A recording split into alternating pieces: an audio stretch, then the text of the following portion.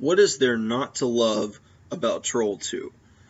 This is one of a sort of elite few bad movies that has its own sort of cult following to it. Particularly in recent years, there was even a documentary that's currently on Netflix called Best Worst Movie that was made by the child actor star of this movie, and goes back and finds all the cast and covers sort of the cult status of this movie and follows the fandoms of it. This movie is one of the best bad movie watches that you'll ever come across. Basically what happened behind the scenes here is that Claudio Fragasso, sort of a notorious Italian director, and his wife wrote the movie. At least they speak English better now, but they didn't speak it very well then, and there was just no communication between the actors and the director side. So all the lines are perfectly enunciated, and all the actors were hyper micromanaged, directed to do very specific nonsense things. There are massive leaps in logic. Even the title Troll 2, this has no connection to Troll 1, which is in itself a bad movie that was featured on Mystery Science Theater 3000, and maybe even a worse movie. Nothing to do with this. This movie features goblins, not trolls. That's one of the first things you'll figure out about this one. It's goblin spelled backwards! Basically, this family is brought out on false pretenses to a vacation out in Utah somewhere. All the villagers are actually trolls disguised that eat people by turning them into plants. There are some hilarious practical effects to go along with the really bad line readings and acting going on. All of the, like the trolls themselves are basically just either children or short people wearing really ugly masks.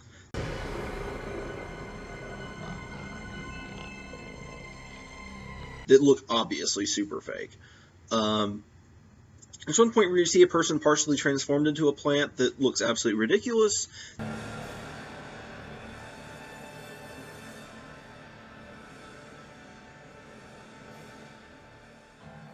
There's a point where a trailer fills with popcorn.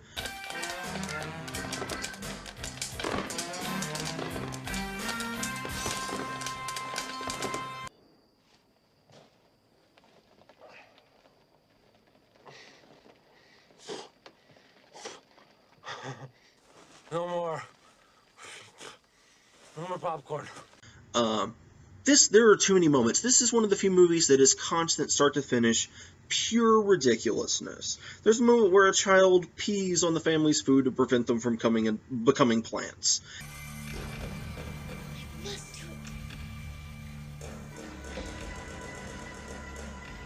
I must do it. I must do it. I must do it. It is astounding. I can't recommend this movie enough. I don't even want to say too much about the content of this thing, because watching it knowing as little as possible is better.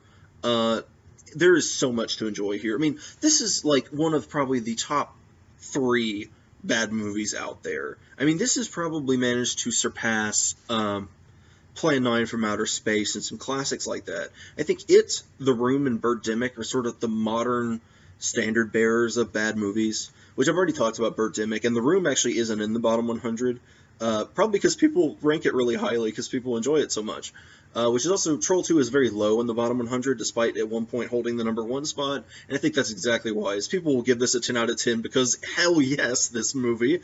Yeah, Troll 2 is a damn delight. Watching the documentary Best Worst Movie, I will also recommend, mostly just to see that these are people who were not actors. They were just sort of people that Claudio Fragasso found. They also talk about a lot of, it ruined pretty much all of their careers.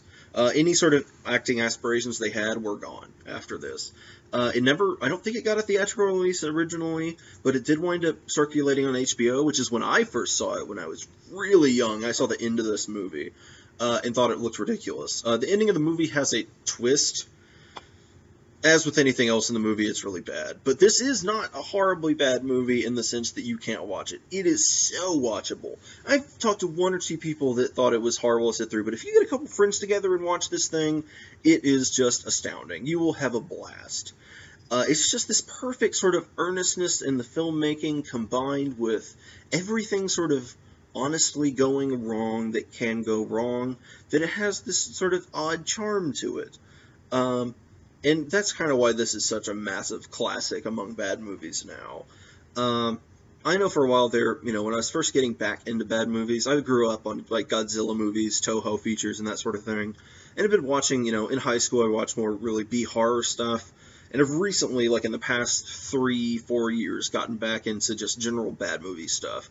And Troll 2 was one of the contributors to that.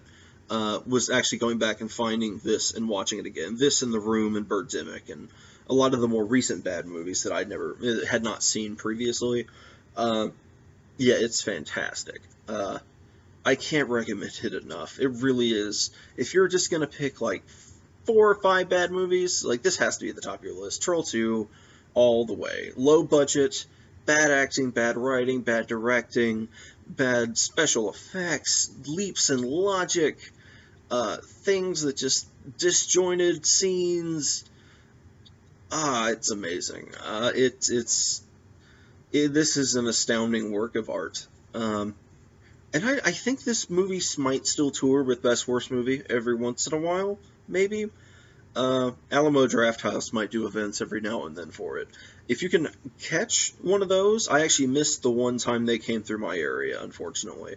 But it really is just a blast. Get some people together and watch this thing. Troll 2, all the way.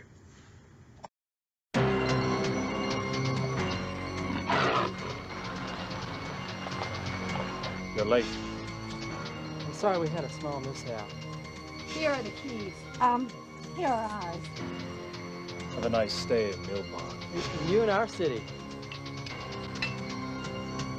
Still telling the same story, Josh?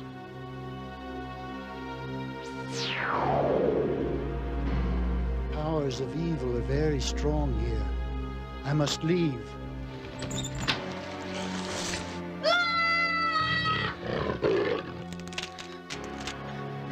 Goblins don't exist. Goblins don't exist. And remember,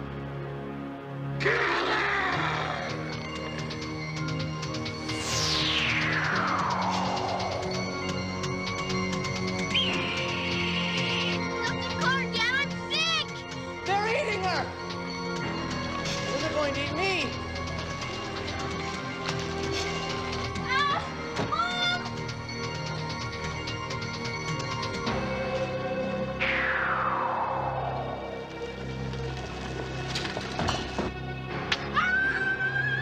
So dizzy.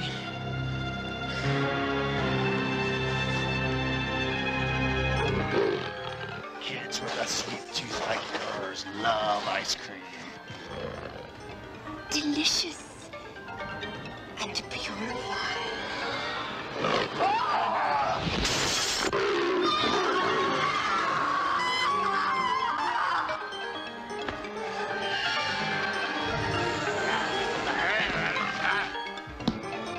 I order you for the sacred power of the magic stone.